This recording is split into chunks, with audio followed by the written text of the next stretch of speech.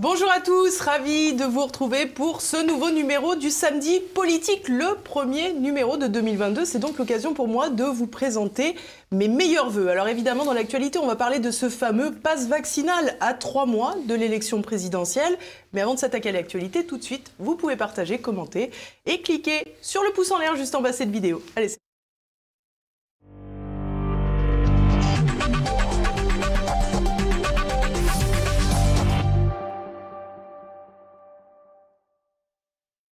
Et mon premier invité pour cette année, c'est Florian Philippot. Bonjour monsieur. Bonjour. Merci beaucoup d'être avec nous. Alors vous êtes le président des Patriotes. Vous avez récemment publié Face à l'oligarchie, s'en sortir. C'est disponible directement sur le site des Patriotes, lespatriotes.fr.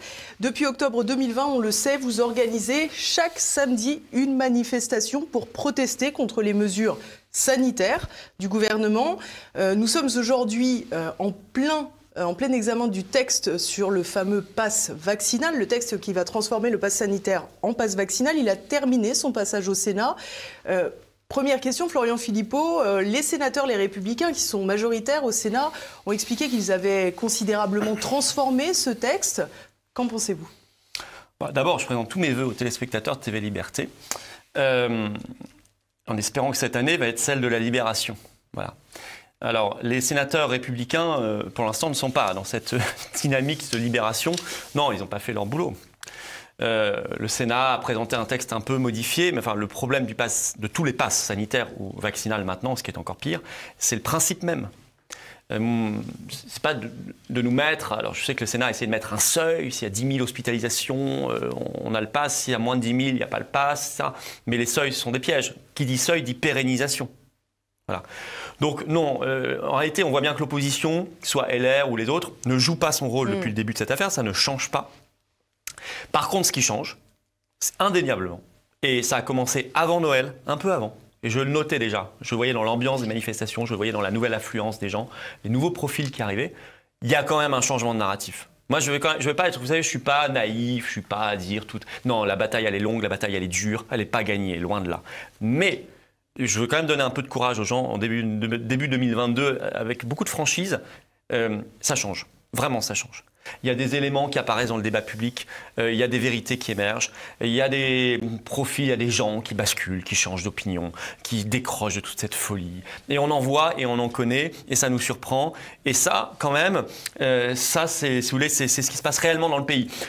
Tout ce qui se passe à l'Assemblée, au Sénat est devenu quasiment inintéressant en réalité.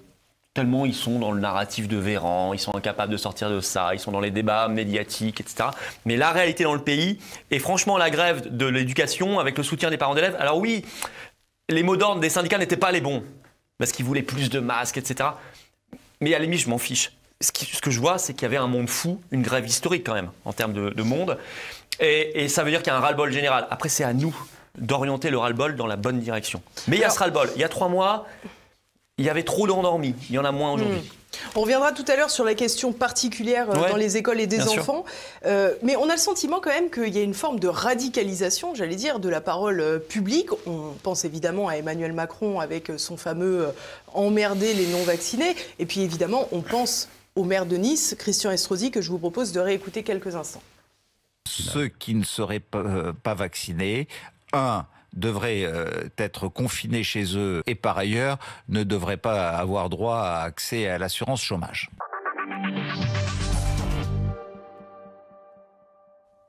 Donc plus le droit de sortir pour les non-vaccinés, plus le droit d'avoir l'assurance chômage.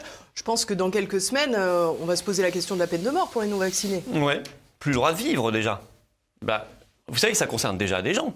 Les infirmières, les pompiers, les gendarmes qui sont suspendus depuis le 15 septembre, ils sont suspendus, donc ils n'ont plus de salaire, mais ils n'ont pas d'allocation chômage. Oui, dans un espèce de no man's land législatif, d'ailleurs. Indéfini, comme ça. Ce sont des gens qu'il faut évidemment réintégrer le plus vite possible. Personne n'en parle, enfin quasiment. Alors c'est un scandale incroyable. En plus, c'est les forces vives de la nation. On parle de pompiers, on parle d'infirmières, on parle d'aides-soignants, on parle de médecins. Enfin, je veux dire, c'est quand même des gendarmes, des militaires. C'est quand même les forces vives du pays, quoi. Donc ça existe déjà. Alors là, c'est vrai qu'il y a le concours Lépine de la folie, de la perversité, de la méchanceté, je dirais, de la brutalité. On se demande s'ils font ça par simplement petit jeu politicien ou s'ils le pensent vraiment. Je pense qu'ils le pensent vraiment parce que le covidisme a quand même bousillé les cerveaux, quoi. Et il y a des gens qui acceptent moralement, éthiquement des choses qui les auraient fait bondir il y a encore 2 ans. Puis on a le sentiment un peu d'une surenchère, parce que finalement, Christian Estrosi, on s'en souvient aussi, parce qu'il avait attrapé le Covid et était très fier de raconter à tout le monde qu'il avait suivi le protocole de Didier Raoult. Il vantait le protocole Raoult, effectivement, je l'ai rappelé ça aussi. Et maintenant, il n'en parle plus du tout. Vous avez Estrosi, ses propos dégoûtants. Vous avez Macron, qui, excusez-moi, emmerde, nous promet un destin scatologique, en quelque sorte, à des millions de Français. Et, voilà. Et puis, il nous dit qu'on n'est plus citoyen. C'est inédit, c'est d'une violence inouïe. Et vous avez toutes ces tribunes, vous savez, qui ont été publiées dans le JDD, dans le Parisien, en disant est-ce qu'il faut encore soigner les non-vaccinés ? Est-ce qu'il faut les accepter en réanimation ? Est-ce qu'il faut leur payer l'hôpital comme aux autres ? Et alors, ce qui est amusant, je vous interromps à ce sujet, c'est que je n'ai vu personne poser la question de savoir si on devait continuer de soigner tous les politiques qui avaient démantelé l'hôpital. Ah bah on pourrait, vous avez parfaitement raison. Ça serait une question dont Estrosi, alors Estrosi, vous savez, c'est un dinosaure. Hein. Estrosi, j'ai découvert, là en regardant sa fiche Wikipédia, qu'il était député en 1988. Ah oui. Donc de 88 à 2016, il a été député. Entre-temps, il a été 3 fois ministre. Donc Estrosi, il en a voté des lois, hein, qui baissaient les moyens de l'hôpital, qui fermaient des lits, qui supprimaient des infirmières. Il en a voté. Donc lui, à la limite, oui, si maintenant le principe c'est ça, c'est que vous êtes responsable de ce qui vous arrive, alors Estrosi n'a plus le droit d'aller à l'hôpital, puisqu'il a voté la fermeture des hôpitaux et des lits. Comme député et qu'il l'a fait comme ministre aussi. Si on veut aller là, oui, vous savez, si on va là, demain, le fumeur, on ne prend plus en charge son cancer, l'obèse, on ne prend plus en charge son diabète et tous ses cancers et tout le reste, et puis même l'enfant victime d'une maladie rare, on dira, mais vos parents n'avaient qu'à avorter, ils le savaient, vous ne serez pas pris en charge. Et puis on peut aller très très loin dans cette logique, il faut quand même que les gens réfléchissent à tout ça. Mais tout ça, c'est ignoble, tout ça, c'est inhumain. Mais moi, vous savez, j'avais Fabrice Divisio au téléphone ce matin, et il m'a dit, est-ce qu'on ne devrait pas saisir le CSA, qui s'appelle maintenant l'ARCOM, le CSA, pour quand même le mettre face à ses responsabilités en disant, attendez, qu'est-ce que c'est que ces débats médiatiques maintenant, où on voit des bandeaux sur les chaînes info, faut-il soigner les non-vaccinés ? Oui, sous-titre, faut-il laisser crever une certaine partie de la population ? Autrement dit, faut-il laisser crever des millions de Français ? C'est ça. Comment se fait-il que le régulateur des médias n'intervienne pas, ne tape pas du poing sur la table, et ne mette pas à l'amende ces chaînes qui organisent des débats qui sont juste inadmissibles, qui appellent à la mort ? Ou qui appellent à laisser crever. Donc nous, on va saisir, on va écrire publiquement au CSA, à l'ARCOM, on va utiliser tout ce qu'on peut faire. Qu'est-ce qu'on peut faire ? Pas grand-chose. Ça, on va le faire en tout cas. Parce qu'on ne va pas laisser passer. Il ne faut plus laisser passer. Il faut poursuivre, y compris devant les tribunaux, tous ces politiques aussi qui appellent à la haine. Il faut les poursuivre en justice. Eux ne se privent pas de le faire. Tous ces médecins qui ont remplacé le serment d'Hippocrate par le serment de Pfizer, il faut les poursuivre en justice. Il faut les harceler judiciairement. Ils le font, eux. Le pire, c'est qu'ils ont l'outrecuidance, les mêmes.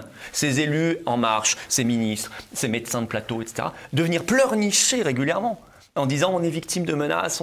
Enfin, moi je ne soutiens aucune menace, que les choses soient claires. Mais quand même, comment osent-ils pleurnicher sur leur sort, se présenter comme les victimes ? Les victimes en France, ce seraient donc les élus ? Non, les victimes, c'est le peuple, qui est victime d'une politique épouvantable, odieuse et victime de propos inadmissibles. Ça, ce sont les vraies victimes. Et il faut remettre les choses à l'endroit, on va s'y employer très fortement. Alors justement, vous rappelez fréquemment qu'on parle souvent des non-vaccinés. Les non-vaccinés, ce n'est pas uniquement ces personnes qui, jusqu'ici, n'ont reçu aucune dose de vaccin, puisque ça, on voit que c'est finalement une catégorie de la population qui augmente petit à petit avec ces doses de rappel qui ne sont pas faites. Moi, je dis toujours, unis, non-vaccinés, vaccinés, maintenant je rajoute, et futurs non-vaccinés. Puisque le statut de vacciné, il est très précaire, c'est un CDD de 3 mois aujourd'hui. C'était un CDD de 6 mois il y a quelques temps, maintenant c'est un CDD de 3 mois. Il faut refaire une injection tous les 3 mois pour revalider administrativement votre statut de vacciné. Donc, en fait, très vite, là, je crois le 15 janvier, il y a 600 000 Français qui ont refusé la 3e dose et qui sont, comme disent les médias, désactivés. Vous voyez, dans le monde dans lequel on est rentré, un peu d'Orwell ou les films qu'on avait de science-fiction, où les gens sont désactivés et ils redeviennent administrativement non vaccinés. Donc, en fait, il faut que tout le monde se sente concerné par cette affaire. Parce que quand vous avez un statut de vaccination qui dure 3 mois, ça va vite. Et donc, en fait, au bout d'un moment, bien sûr, on en connaît plein, des gens qui disent moi j'ai fait les 2 doses, mais je ne ferai pas la 3e. Mais moi, j'en connais aussi là qui ont fait la 3e, et maintenant, c'est certains qui ne feront plus la 4e. Parce qu'en plus, parfois, ils ont douillé. Donc, ils ne feront plus la 4e. Et donc, ils vont être désactivés, ils vont redevenir non vaccinés. Donc, ce que disent les Estrosi, les Macron, les Véran et tous ces dingues, ça concerne tout le monde. Il faut bien que tout le monde se mette ça dans la tête. Mais même au-delà du Covid, passer dans cette logique assurantielle, où vous êtes responsable de ce qui vous arrive, sans que ce soit prouvé d'ailleurs. Eh bien, et donc vous serez plus soigné ou vous devez payer ce qui peut revenir au même parce que ça vous ruine. Eh bien ça veut dire la destruction de la solidarité nationale, de la sécurité sociale et de tous les principes qui fondent notre pays depuis bien longtemps. Il faut réfléchir aussi à tout ça. Évidemment, derrière tout ça, il y a des intérêts financiers qui pointent le bout de leur nez parce qu'il y a des marchés. Le marché de la santé, c'est le premier marché du monde. C'est des milliers de milliards d'euros et de dollars. Il faut tirer un petit peu le raisonnement plus loin que simplement une déclaration parce que je pense qu'il y a des enjeux derrière qui sont gigantesques. Et alors, il faut également préciser qu'il y a plein de Français qui ont envie d'être vaccinés parce qu'ils se sentent protégés et qui veulent se vacciner. Il y a également des professions qui sont soumises à l'obligation. C'est le cas de la restauration, en plus des professions de santé. Et on voit qu'il y a de plus en plus de gens qui ont des difficultés à avoir cette 3e dose de rappel parce qu'évidemment, les vaccinodromes, ça n'existe plus. Le dispositif n'est plus le même que celui du début. Il n'y a plus autant de doses de Pfizer. Il y a toute une catégorie de la population qui ne peut plus recevoir que du Pfizer puisque les autres ont été retirés, tout en affirmant qu'il n'y a pas d'effet secondaire d'ailleurs. Donc même d'un point de vue logistique, en fait, ça ne peut pas tenir. Non, de toute façon, vous ne pouvez pas revacciner une population tous les 3 mois. Ça n'a absolument aucun sens. Même si on raisonne effectivement d'un simple point de vue logistique, ça n'a pas de sens. L'OMS vous dit de toute façon, faites pas ça. C'est pas la réponse, ces injections à répétition. Hier, c'est l'Agence européenne du médicament, c'était repris par Bloomberg notamment, qui disait attention sur l'effet sur le système immunitaire, ces injections à répétition. Bon, ça, c'est l'Agence européenne du médicament, hein, c'est pas moi. Hein. Donc, si vous voulez, ça n'est pas tenable. Non seulement ça pose plein de problèmes, l'efficacité médicale, les principes, évidemment, mais même au-delà de ça, c'est juste une société qu'il faut combattre de toutes nos forces. Mais ça n'empêchera pas, quand même, Véran de vous désactiver. Vous serez désactivé, vous devenez... Macron dirait que vous devenez un étron. Oui, il faut reprendre les mots qu'il utilise, mais j'ai pas envie d'utiliser totalement les mots qu'il utilise parce que je n'ai pas envie de dégrader à ce point-là le débat public. Mais c'est ça, vous devenez ça. Vous n'avez plus de droits puisque vous n'êtes plus un citoyen, il l'a dit. Donc si vous n'êtes plus un citoyen, vous êtes quoi? Alors dans l'Antiquité, il n'y avait pas beaucoup de possibilités. Si vous n'étiez pas citoyen, vous étiez esclave. Bon, il n'y a plus d'esclaves, donc on est quoi? Des bêtes? On est quoi?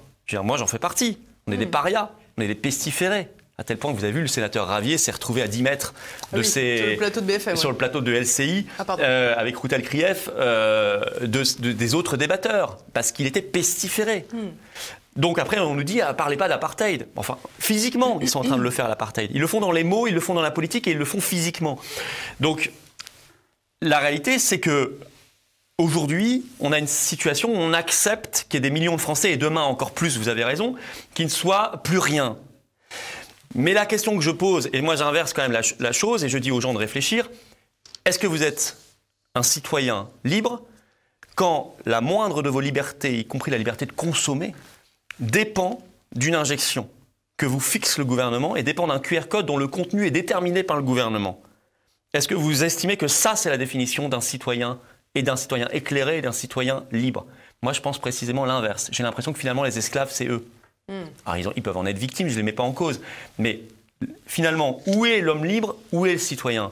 Moi, j'ai beaucoup plus l'impression, en étant un paria parmi les parias, mais en ayant préservé certains principes de vie, et en m'habituant, en m'accommodant à une vie qui est quand même une vie bizarre, où je paye mes impôts mais je n'ai pas les droits en face, finalement j'ai l'impression d'avoir préservé plus ma dignité et ma liberté que le monde d'esclaves et de sous-hommes qu'on veut nous imposer.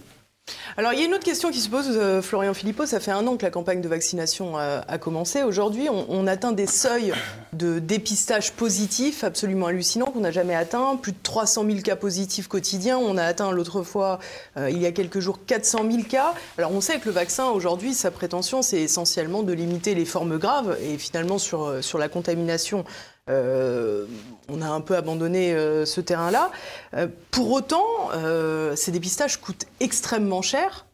Est-ce qu'aujourd'hui, avec le variant qui semble un peu moins dangereux, à savoir Omicron, il faut continuer cette politique de dépistage massif ou au contraire, est-ce qu'il faut la cesser?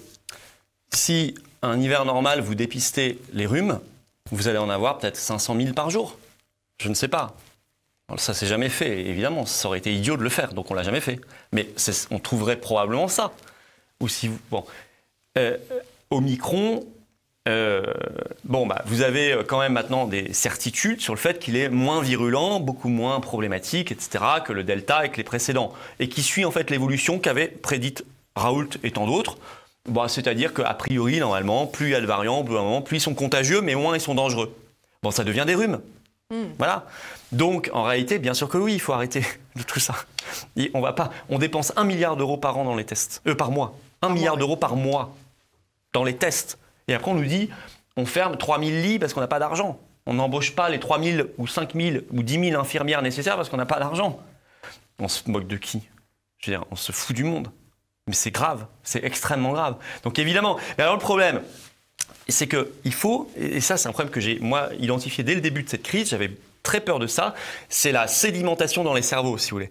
Comment, une fois qu'on a habitué les gens à raisonner comme ça, genre vous mettez le masque tout le temps, vos gamins aussi, faut faire des tests tout le temps, quelle que soit la dangerosité de la chose, du variant, etc. On réfléchit même plus. Forcément un test, même si vous n'avez pas de symptômes, un test. Et puis on fonctionne comme ça, et puis maintenant on fonctionne avec un QR code.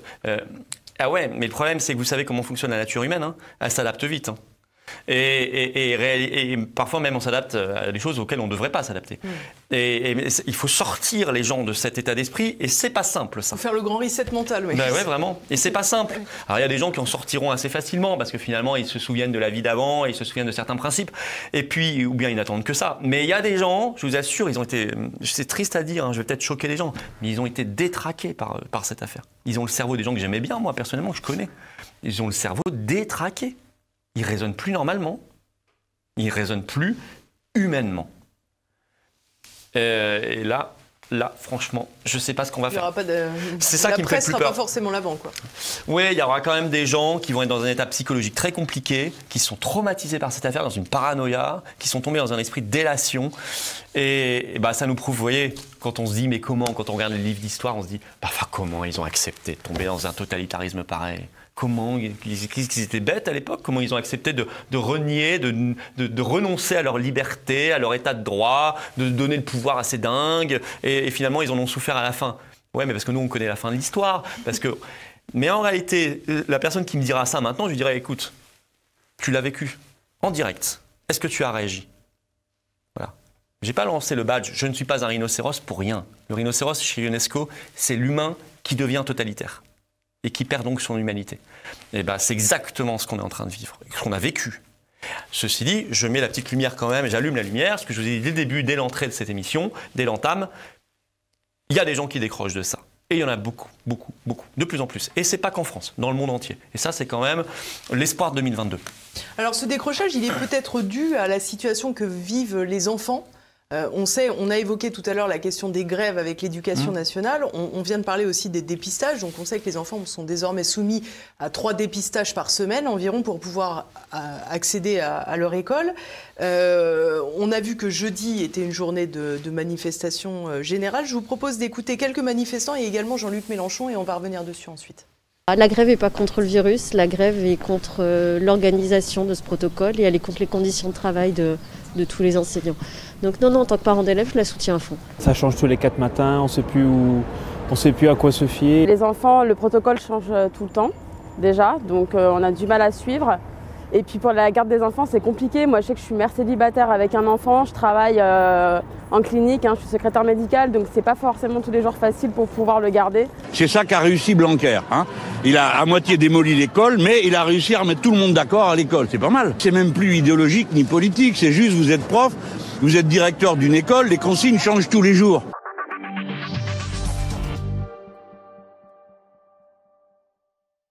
Alors Jean-Luc Mélenchon a raison parce que finalement il y a un consensus contre ce qui se fait avec l'éducation nationale en ce moment. Je vais quand même réagir sur là du fond. Mélenchon, vous avez vu, il a son masque dehors. Au moment où il parle, il l'enlève. Donc s'il croit lui-même à l'efficacité de son masque, c'est au moment où il parle. C'est quand même là qu'il va postillonner. Donc c'est quand même incroyable. Non mais pour vous voyez l'absurdité du truc. Ouais, moi je ne l'ai jamais mis dehors. Là la justice vient de me donner raison d'ailleurs à Paris, vous avez vu. Bon. Juste petite incise intéressante de l'absurdité délirante du truc.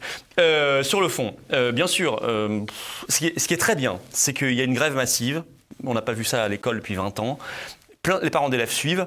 Après, les syndicats, honnêtement, moi j'attendais rien de l'UNSA, je sais pas quoi. Ils ont tous des acronymes bizarres dans l'éducation nationale, très longs. La FCPE pour les parents d'élèves. Ouais. On a même créé, nous, une association de parents d'élèves qui s'appelle l'Association de défense des élèves et étudiants, l'ADE, parce qu'on a vu la faillite de la FCPE et tout ça. Eux, ces syndicats-là réclament plus de protocoles, voire le retour à l'ancien protocole où on fermait les classes très facilement, plus de masques FFP2, ou je sais pas quoi. Moi, je pars du ras-le-bol, je dis ça c'est positif, à nous de l'orienter dans la bonne direction, c'est pas celle-là. La bonne direction, c'est qu'on laisse les gamins tranquilles. Et au passage, les enseignants avec eux. On laisse les gamins tranquilles, on leur retire le masque. On arrête de les soumettre à des tests en permanence. Qu'est-ce que c'est que cette folie? Pour un Omicron en plus qui chez eux, alors lui il sera vraiment pas grand-chose. Et on remet l'école sur ses rails. À l'école, on travaille, on s'instruit, on apprend. Et on voit ses camarades, normalement. Et quand on est malade, on ne va pas à l'école. Quand on est malade, on ne va pas à l'école. Il y a les infirmeries. Ah oui, on peut mettre du savon dans les... Ça serait pas mal de mettre des savons dans les écoles, parce qu'il paraît qu'il n'y en a toujours pas dans plein d'écoles. Des trucs de base. Oui, mais ça, Covid ou pas, il faut mettre du savon dans les écoles. Bon, d'accord. Voilà, mais pour le reste, revenons totalement à une école normale. Laissons les enfants tranquilles, aussi bien de ce point de vue que de la pression à la vaccination. Qui est encore plus horrible pour eux. Et puis libérons l'école. C'est pas le chemin de ces syndicats. Mais je sais que c'est le chemin que mentalement... se vante de sa politique dans les écoles. C'est un pays européen qui a très peu fermé les classes, selon lui. Oui, mais qu'est-ce qu'on a fait de l'école? On l'a transformé en hôpital permanent. Vous êtes tous sous masque, faire des tests, des machins, des trucs dans le nez. Qu'est-ce que c'est que cette histoire? Non, c'est inhumain pour les gamins. Plus les problèmes d'apprentissage. Un gamin qui ne voit jamais le visage, la bouche de sa professeure, de ses camarades au moment où il apprend la langue, etc. Mais tous les pédopsychiatres, les orthophonistes, les psychologues nous l'ont dit. Les ravages psychologiques sur les gamins, jusqu'aux ados d'ailleurs, de cette affaire avec les tentatives de suicide. Mais tout ça, c'est lié. Donc il faut les faire revivre dans un monde normal, nos gamins. Il faut qu'ils soient heureux, il faut qu'ils soient épanouis. Et il faut qu'à l'école, ils y aillent, pas la boule au ventre, parce qu'ils ont peur de ce qui va leur arriver, un truc dans le nez ou un masque, je sais pas quoi, qu'ils y arrivent, qu'ils y aillent normalement. Je vous signale qu'au Royaume-Uni, j'ai regardé un petit peu, en Suède bien sûr, aux Pays-Bas, ils disent pas de masque ni pour les adultes ni pour les enfants dans les salles de classe. Vous voyez, en France, on nous dit il faut absolument, etc. Non, il y a plein de pays qui font absolument pas ça. Et je n'ai pas entendu qu'en Suède ou au Royaume-Uni ou aux Pays-Bas, il y avait une explosion de l'épidémie par rapport à la France. C'est même plutôt l'inverse. Alors, on a vu que finalement, la situation ne s'améliore pas vraiment ces dernières semaines sur le plan politique, j'entends. Effectivement, il y a une prise de conscience progressive. Et la prise de conscience, elle s'est matérialisée aussi dans la dernière manifestation que vous avez organisée, parce qu'on ne sait pas encore ce que ça va donner ce samedi. Il y avait énormément de monde, autant qu'après l'allocution d'Emmanuel Macron le 12 juillet, ou peut-être même plus. Ah ouais. Ce qui est fou, alors qu'il pleuvait des cornes. Oui, c'est vrai que le temps n'était pas forcément le temps n'était pas beauté. avec nous, alors que ce samedi, là, 15 janvier, c'est à 14h, place du Trocadéro, le rendez-vous. Je le dis, et il fera beau. Enfin, il fera froid. Bon, c'est le mois de janvier, c'est normal, mais il fera beau. Il y avait du monde. Juste dans la prise de conscience, j'ajoute quand même, en France, c'est pas encore arrivé. Je ne sais pas si ça arrivera, c'est la presse. Au Danemark, il y a eu un éditorial de l'Extrabladet, qui est un très grand journal danois. Et là-bas, ils lisent tous la presse. Donc, ils se vendent beaucoup plus qu'en France, alors qu'il y a beaucoup moins d'habitants. Le titre, c'était « Nous avons failli ». Et le journaliste, l'édito, le journal, très grand journal, c'est un peu le Figaro ou le Monde, je veux dire, en termes de référence, voilà, disait, je l'ai fait traduire, je ne parle pas danois, mais j'ai regardé, quoique j'y ai vécu, mais je n'ai pas appris la langue, eh bien, dedans, nous avons failli... C'est un d'intégration, ça, Florent. Ouais, mais 4 mois en stage, 4 mois en stage, donc bon, puis en ambassade de France, donc j'étais qu'avec des Français, mais en tout cas, le jour, bon, enfin, je vous raconte ma vie. Donc... Non, mais au travail. J'ai bien compris. Mais peu importe, fermons cette parenthèse. Donc, le journal disait, nous avons suivi l'alarmisme du gouvernement. Nous avons dit qu'il y avait des hospitalisations à tel niveau, alors qu'en fait, il y en avait 27% de trop, parce qu'on a compté des malades hospitalisés avec Covid, comme pour Covid. Bien sûr. C'est pas la même chose. Et puis même à la fin, ils disent, on a parlé d'un super vaccin, il n'est pas si super que ça, etc. Tout ça est dans l'article. Donc il y a même la presse, El País, fait son examen de conscience, quoi. Hier, El País, grand journal espagnol, qui fait le même article. En disant on a surestimé de 25 à 40% les hospitalisations. On peut difficilement le décorréler aussi des politiques de ces pays-là, parce qu'on voit que le Premier ministre espagnol, Pedro Sánchez, a dit que concrètement, Omicron, tout portait à croire qu'il allait falloir vivre avec comme si on vivait avec un rhume. Oui, ou un rhume ou une grippe, c'est-à-dire on va en vivre de manière endémique. Les médias ne sont pas vraiment précurseurs, en fait, ils suivent C'est vrai, politique. sûrement. effectivement. Mais il y a peut-être quand même des pays où les journaux sont un peu plus courageux qu'en France. Je pense qu'on va encore attendre un petit peu pour avoir l'éditorial du journal Le Monde expliquant « nous avons failli parce que nous avons été les propagandistes de M. Véran et M. Macron ». Je pense que celui-là, on peut encore l'attendre. Mais aujourd'hui, l'information circule vite et ce qui se passe au Danemark ou en Espagne, ça intéresse les Français. Alors, on revient à nouveau sur la manifestation de la semaine dernière. Elle était particulière, cette manifestation, parce que vous aviez appelé à l'union nationale et d'ailleurs, plusieurs personnalités politiques d'autres partis vous ont rejoint. Oui, l'union sacrée. J'appelle toujours à l'union sacrée. Je pense que ce n'est pas qu'une manifestation. C'est-à-dire qu'à un moment, il faut mettre au frigo nos débats un peu annexes, même s'ils sont très importants. Et devant, il y a ce totalitarisme, cette tyrannie. Et il faut se battre, tous ensemble. Alors, j'étais assez ravi, effectivement, parce qu'on avait quand même 2 représentants parlementaires du RN, Stéphane Ravier, le sénateur, Virginie Joron, député européen. Nous avions 2 représentants de soutien d'Éric Zemmour qui ont pris la parole, Jean-Frédéric Poisson, qui par ailleurs est président du parti VIA, et Paul-Marie Couteau. Nous avions DLF, alors DLF sera plus représenté ce 15 janvier parce que les pauvres, ils ont eu un deuil, la mort du député que moi aussi je connaissais, que j'aimais beaucoup, José Évrard. Au passage, la presse a voulu surfer là-dessus avant d'apprendre qu'il était vacciné, enfin c'était affreux. Je ne rentre pas dans le détail. Manipulation comme avec les moi, Bogdanov. Ils m'ont appelé le soir en me disant « Vous voulez réagir ?» Je sais pourquoi vous voulez que je réagisse à une mort. Enfin, j'ai juste à m'incliner à l'antenne sur une chaîne info. Oui, mais il n'était pas vacciné. Ah bon ? D'abord, moi, j'en sais rien. Et puis... Ça, c'est assez amusant parce que concrètement, la presse en a conclu qu'il n'était pas vacciné pour la simple et bonne raison qu'il était contre le pass sanitaire. Ouais. Parce que c'est psychologiquement incompréhensible. Le lendemain matin, on apprend qu'il était vacciné. Par plaisir, j'ai envoyé un petit texto à la chaîne qui m'avait proposé de faire cette réaction. J'ai dit, je veux bien réagir finalement. Non, c'est bon, on est passé à autre chose. Bah oui. Non, mais vous voyez l'horreur, quoi. Oui. Et qu'il y avait, alors il y avait Marion Maréchal qui nous a fait une vidéo, on avait plein de syndicats aussi, étudiants, des navigants dans les compagnies aériennes, les restaurateurs résistants, on avait 3 artistes qui sont venus parler, dont un ancien de Canal+, vous voyez, comme quoi les choses évoluent incroyablement, qui a lancé un appel magnifique d'ailleurs aux autres artistes à réagir, à se lever.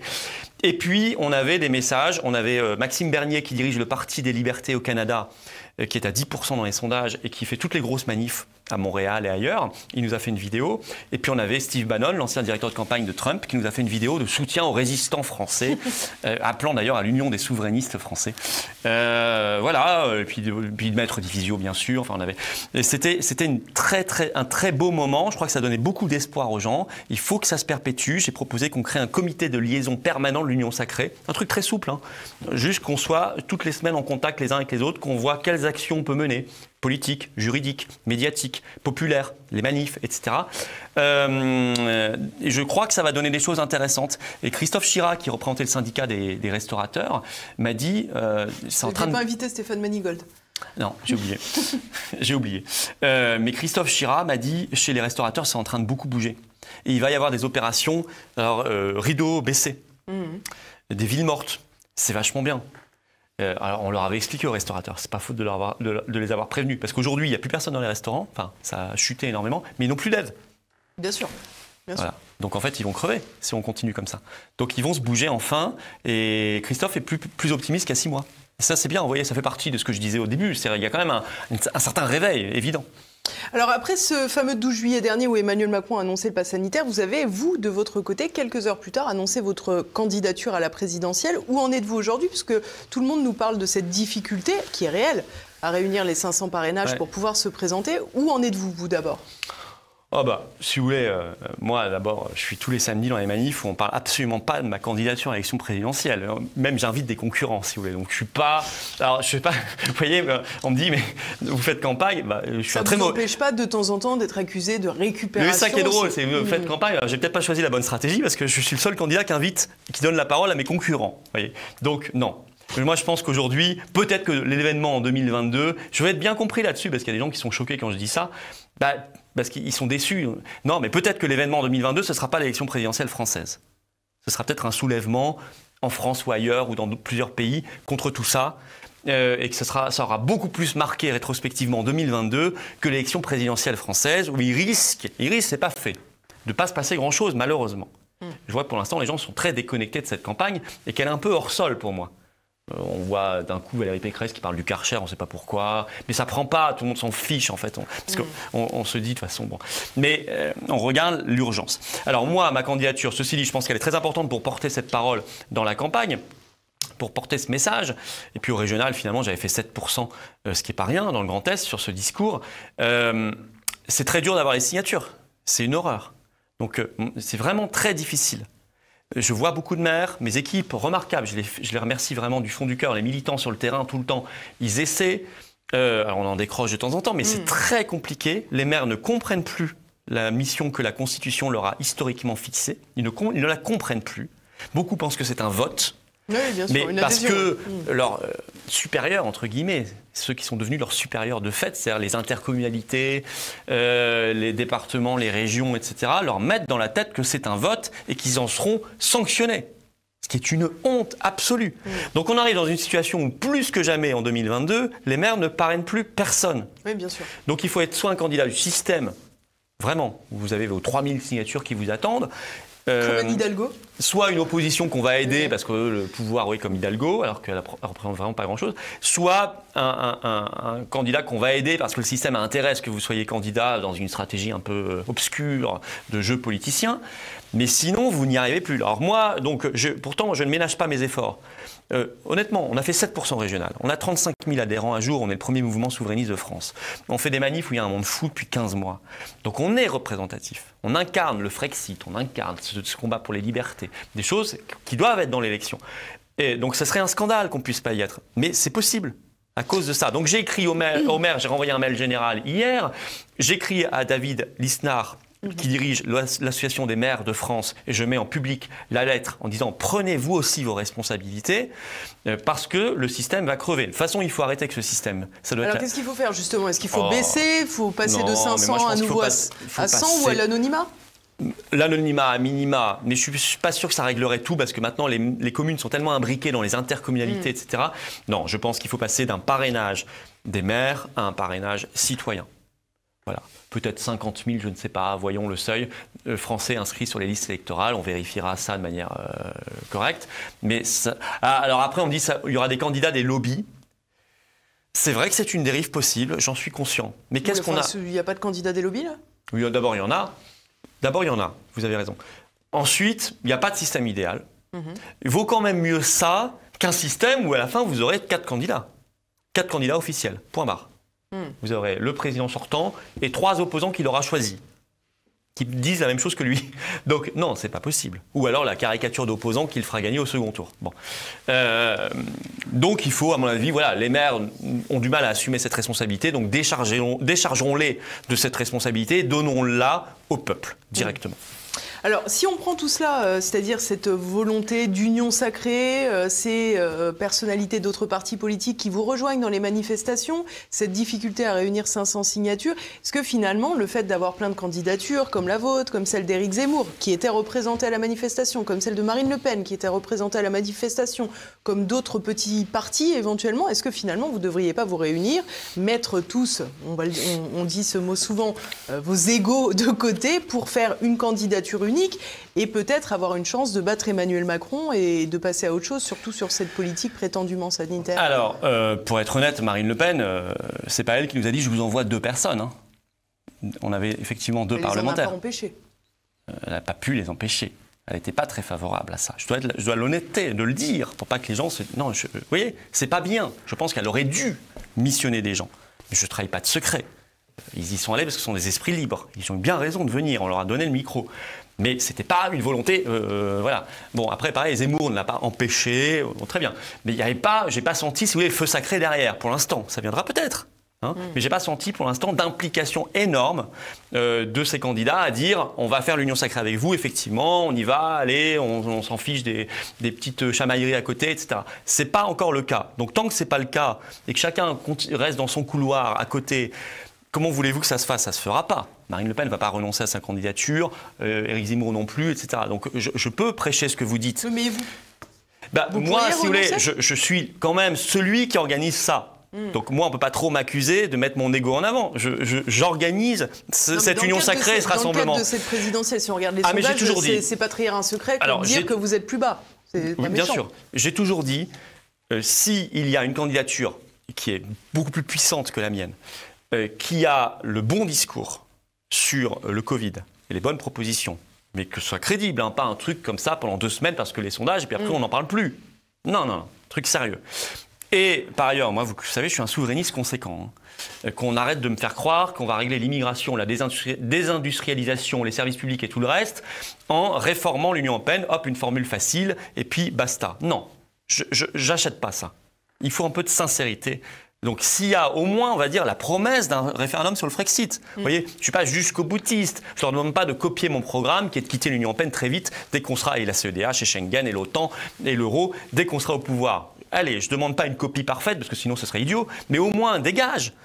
Dégage, on fera comme au Royaume-Uni, on fera un référendum. Et bien moi, ça me conviendrait. À ce moment-là, je me rallierai. Sauf si, entre-temps, ma candidature est devenue plus puissante. Je n'aurais pas de sens. Et vous avez vos 500 signatures. Ben oui. Mais en tout cas, de toute façon, ma candidature n'est pas une mauvaise chose parce qu'elle pousse ces candidats-là et le débat médiatique et le débat politique à sa petite échelle, mais quand même, elle a une influence. Elle pousse dans le bon sens la campagne présidentielle et rien que pour ça, il fallait que je sois candidat.